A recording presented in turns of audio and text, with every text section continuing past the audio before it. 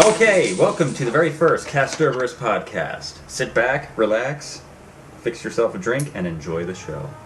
I am Brian Terranova from Castorberus.com, and with me is Christian Cawley, Castorberus editor. Hi there. Howdy. How are you doing? I'm swell. Yourself? I'm swell. Oh, keen to have you here. Listen, I understand we're recording a podcast for our website. That's right, we are. And what better way to start it than to have a quick discussion of this week's news in brief? Well then, take it away. Well, I think we're all mostly interested about the events that took place on Wednesday evening with the Doctor Who Series 3 press launch. Well, I know I am. I am too. And it was very interesting, I believe. I didn't go. Did you go, Brian? I did not have the opportunity, no.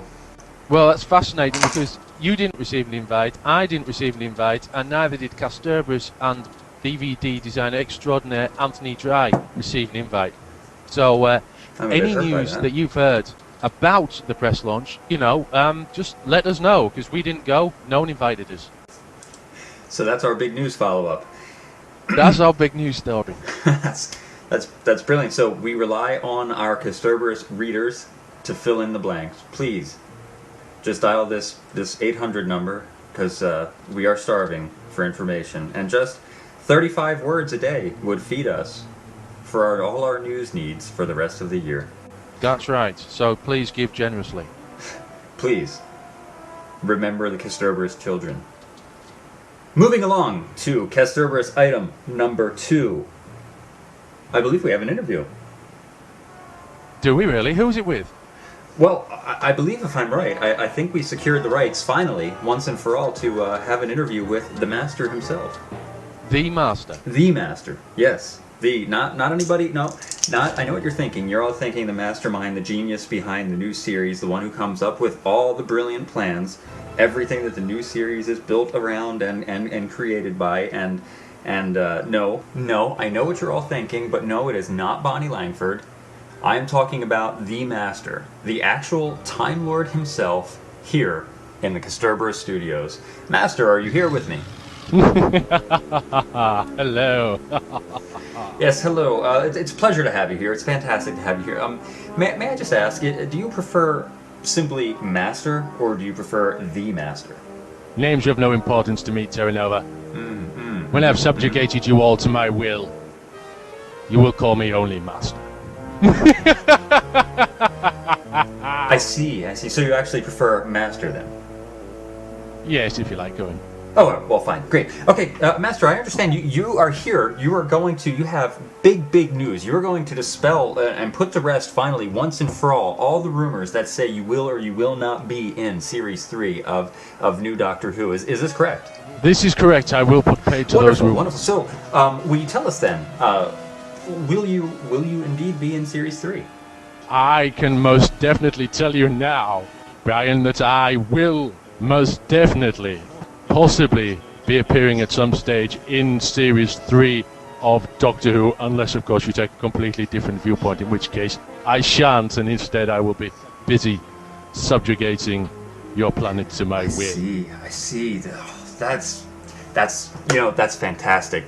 We have just gotten definitive proof that the Master may or may not be in Series 3. Thank you, Master. Thank you so much for being here. Thank you for putting the rumors to rest. Castorberus thanks you from the bottom of our hearts. Yes. It's been a real joy. Christian, are you there? I'm here. Hello. What terribly freaky chap he is. Yeah. Quite personable, though, I thought.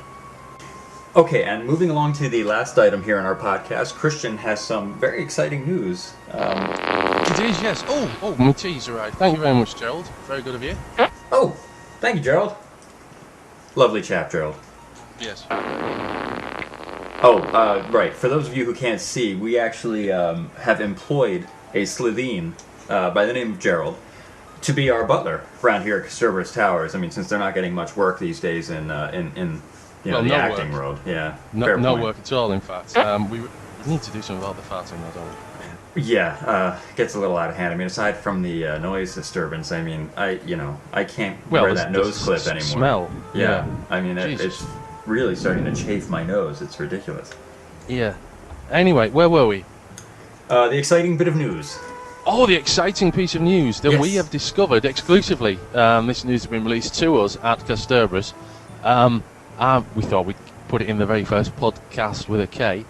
We know who the mysterious Dalek replacements were in Series 1. If you recall, it was all up in the air as to whether or not the Daleks would appear in Series 1 or not, and so apparently Russell T Davies planned a replacement alien for use in Episode 6, and of course in the concluding episodes 12 and 13, which later became Bad Wolf and The Parting of the Ways. Brian? Yes, okay. What we actually did was, when, as many of you know, we went to the Dimensions Convention this year in Stockton, and we caught a vendor who actually had some of the actual test footage that they had done with the mill to find a replacement alien. And somebody had smuggled it out of the BBC, and it's really quite impressive. And well, why hold off any longer? The replacement Daleks, and really Christian and I mean, we're so stunned that they bothered to even go with the Daleks. Am I right? Absolutely, absolutely. I mean, this was a work of genius, a work of art. This would have been shown on television stations around the world as part of news bulletins. Frankly, it was that good. Completely, yeah. I mean, and if you thought Doctor Who took off like a rocket in 2005, I mean, just imagine when the replacement aliens came in instead of the actual Daleks. I mean, this would have been worldwide and no problem. America wouldn't have waited a year to get this. The actual replacement aliens were the orcs.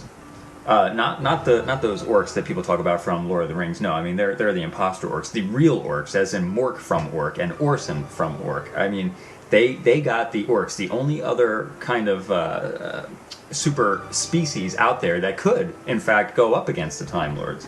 Absolutely, and I mean the footage we've seen is absolutely breathtaking.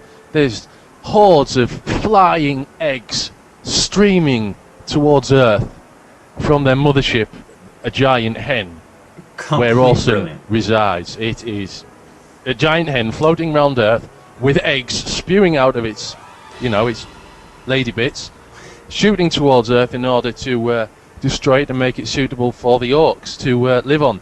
It's astonishing, Brian. Brian, fill it in. What have I missed?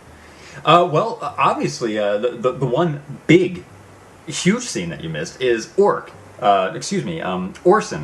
replacing the Emperor Dalek. I mean, of course. Orson, I mean, it's just absolute sheer brilliance looking at Christopher Eccleston's Doctor going up against Orson in those I don't know, pivotal moments during The Parting of the Ways and Bad Wolf. Just, I mean, you can hardly even find the words. It's just, it does not even compare to the scene that actually aired on TV. Absolutely not. And of course, with the single episode Mork, yes, for episode 6, which was later renamed to Dalek and had a floaty Dalek thing in it.